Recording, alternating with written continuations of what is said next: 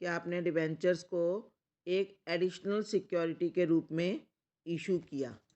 Additional security का मतलब क्या है कि whenever the company takes loan, company ने जब भी लोन्स लिए तो लोन के बदले में उन्हें अपनी कोई भी प्रॉपर्टी, कोई भी एसेट अपनी मॉर्गेज करनी पड़ती है बैंक से लोन लेने पर। देखो, डिबेंचर्स जब इशू किए जाते हैं तो वो तो अपने आप में लोन होते ही हैं, लेकिन साथ में कंपनी जो है, लेकिन कई बार जो कंपनी लोन डिबेंचर से डायरेक्टली लेने की बजाय बैंक से उसने लोन लिया और लोन लेकर बदले में अपनी कोई टेंजिबल एसेट जैसे कोई भी मशीनरी या कोई बिल्डिंग कुछ भी उसने मॉर्गेज किया, तो साथ में बैंक उनसे एक्स्ट्रा डिबेंचर्स भी एज कोलेट्रल, एडिशनल सिक्योरिटी के रूप में ले लेता है। अब ये कोलेट्रल सिक्योरिटी है तो इसके ऊपर क्या होता है कि रेट ऑफ इंटरेस्ट वगैरह सब फिक्स होता है कि ये रेट ऑफ इंटरेस्ट के डिबेंचर्स हम आपको एडिशनल सिक्योरिटी के रूप में दे रहे हैं, लेकिन इन डिबेंचर्स के बदले में बैंक उसको एडिशनल पैसा नहीं देता। ठीक है, जैसे मान लो आपने 20 लाख का कंपनी ने लोन लिया, तो हमेशा बैंक जो है मार्जिन मनी के साथ जो है कोई भी वैल्यू रखता है, कोई सिक्योर्ड बाय, जैसे हमने कहा बिल्डिंग है कि बैंक की किसी कंपनी के पास कोई बिल्डिंग थी रुपीज़, जिसकी मार्केट वैल्यू थी ₹30 लाख, तो बैंक उसकी फुल वैल्यू पर लोन नहीं देता, उसको उसने 20 लाख का लोन दे दिया, जिसके बदले में उसने 30 लाख रुपए की अपने पास बिल्डिंग रख ली सिक्योरिटी के रूप में। ठीक है, अब बैंक अपने आप को जब ज़्यादा सिक्योर करना चाहता है तो उसने एडिशनल सिक्योरिटी ले ली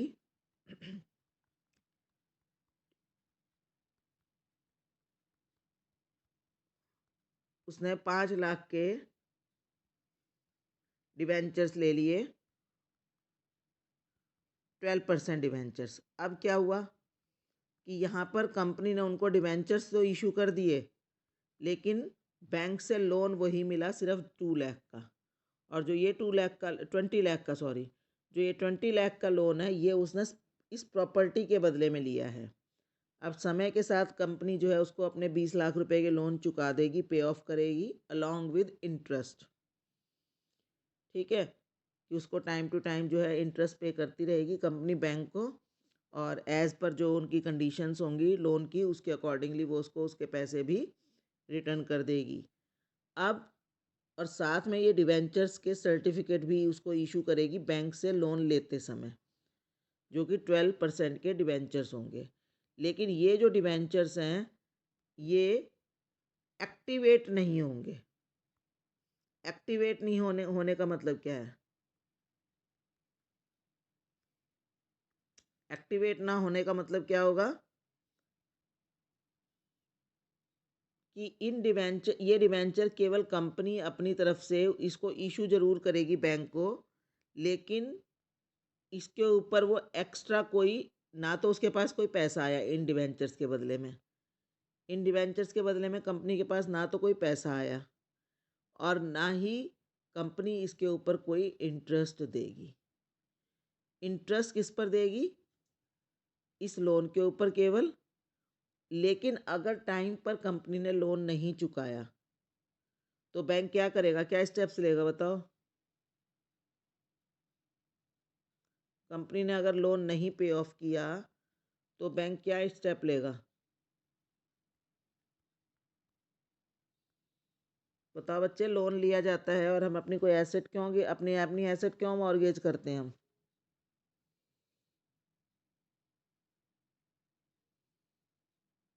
हम्म, बताओ, एसेट मॉर्गेज क्यों करते हैं? मॉर्गेज करने का मतलब क्या होता है? मॉर्गेज करने का क्या मतलब होता है बेटे? आपको पता नहीं क्या ये वर्ड? कितना हम बोलते हैं बार बार। गिरवी रखना वर्ड सुना है कभी? बच्चे, सुना है क्या आपने? क्लास में हो या नहीं हो आप लोग? 12th class? आवाज 12th क्लास आवाज आ रही है मेरी?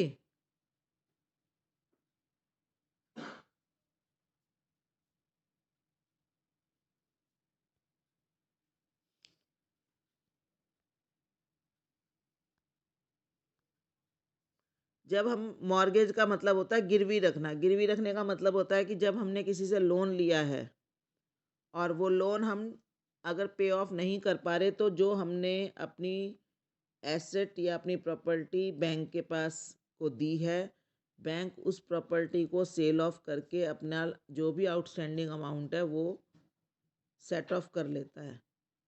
और बैंक के पास कई बार क्या होता है कि जो आउटस्टैंडिंग अमाउंट है वो लोन का तो है ही है, साथ में इंटरेस्ट का भी बन जाता है। कंपनी टाइम पर इंटरेस्ट भी पे नहीं करती, तो बैंक का जो लोन है 20 लाख का लोन है वो बढ़कर उसका अमाउंट बढ़ सकता है। तो जो भी अमाउंट उसने कंपनी ने पे ऑफ नहीं किया है टाइम पर, तो बैंक क्या करेगी, जो भी सिक्योर्ड एसेट है उसको सेल ऑफ करेगी मार्केट में और अपने पैसे सेट ऑफ कर लेगी। अगर उसका उस प्रॉपर्टी से, यानी जैसे सपोज उसने ये बिल्डिंग बेची और उसके जो है बैंक के लोन पूरे नहीं हो पाए, तब ये डिबेंचर जो हैं एक्टिवेट हो जाएंगे। एक्टिवेट होने का मतलब क्या है कि जो अमाउंट सेट ऑफ हो गया वो तो हो जाएगा, जो बैंक ने अपना पे ऑफ कर लिया, और उसके बाद भी अगर डिबेंचर्स की वैल्यू लोन पूरा नहीं हुआ तो उतनी वैल्यू के डिबेंचर्स पर कंपनी आगे से इंटरेस्ट देना स्टार्ट कर देगी, और वो डिबेंचर्स जो है बैंक फिर मार्केट में सेल करके उन डिबेंचर्स के ऊपर जो है अपना लोन सेट ऑफ करने की कोशिश करेगा। ठीक है, तो यहाँ पर जो बिल्डिंग है वो प्रिंसिपल है, प्रिंसिपल एसेट, हम इसको बोलेंगे principal asset, principal mortgage asset हो गई ये तो। और साथ में डिबेंचर्स जो हैं ये क्या हमारे कोलेट्रल सिक्योरिटी।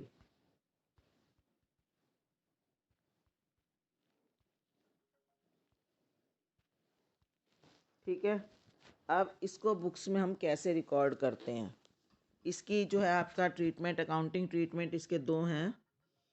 दो अकाउंटिंग ट्रीटमेंट क्या है, एक फर्स्ट मेथड है। फर्स्ट मेथड में हम जो डिबेंचर्स हैं उसकी कोई जनरल एंट्री नहीं करते। डिबेंचर्स एज कोलेट्रल सिक्योरिटी की कोई जनरल एंट्री नहीं करते, अपनी बुक्स में कहीं पर उसकी एंट्री नहीं करते, क्योंकि इसके बदले में कोई पैसा हमें बैंक से नहीं मिला, कोई ट्रांजैक्शन नहीं हुई है, केवल इन डिबेंचर्स को इशू किया गया है सिर्फ एक कागज़ के रूप में। और ये डिबेंचर्स तब तक केवल एक डॉक्यूमेंट रहेंगे, ओनली एक कागज़ रहेगा, जब तक कंपनी अपना लोन टाइम पर पे ऑफ कर रही है। ठीक है, तो ऐसे में क्या होगा, हम लेकिन हमने बैंक से लोन तो लिया ही है 20 लाख का, तो हम उस लोन के बद की एंट्री करेंगे। एंट्री होगी बैंक अकाउंट डेबिट। क्या एंट्री होगी लोन लेने की, bank account debit to bank loan account.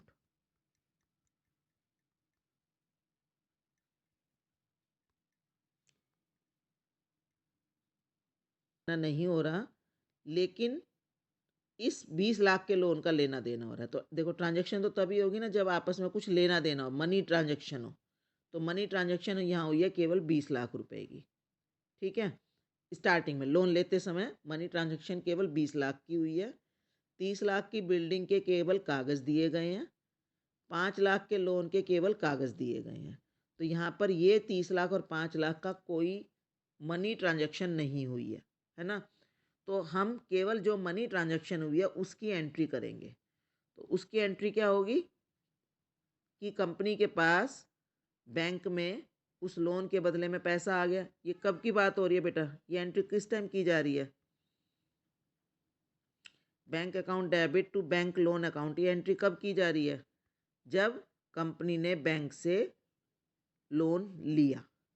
ठीक है, स्टार्टिंग में जब सब कुछ बिल्कुल ठीक था, जब कंपनी अपने कागज़ दे रही है और अपने डिबेंचर्स दे रही है, तो बैंक ने उनके अकाउंट में पैसे डाल दिए, 20 लाख रुपए उनके अकाउंट में आ गए, और उन्होंने बताया कि ये पैसे हमारे बैंक से लोन लेने के हैं।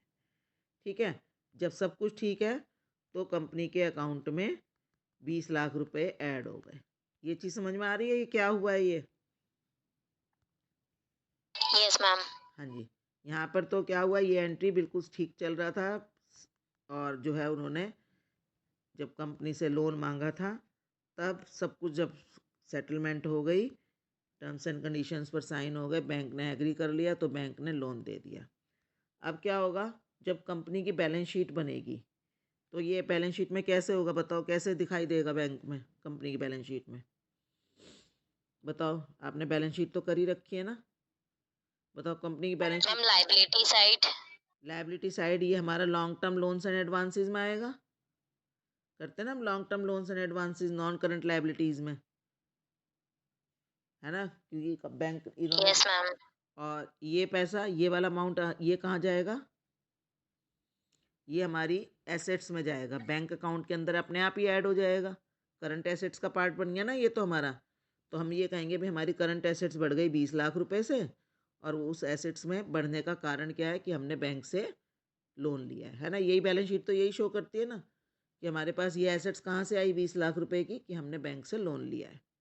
और आपको ध्यान होगा फिर हम नीचे बनाते हैं नोट्स टू अकाउंट्स, बनाते हैं ना,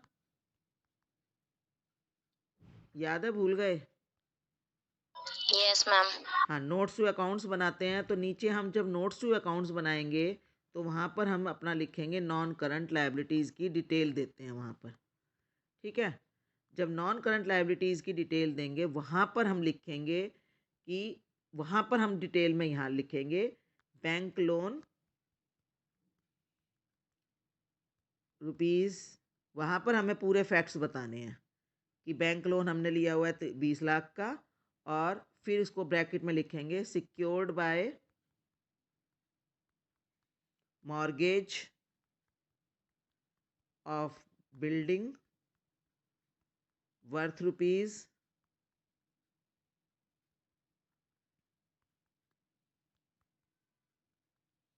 30 लाख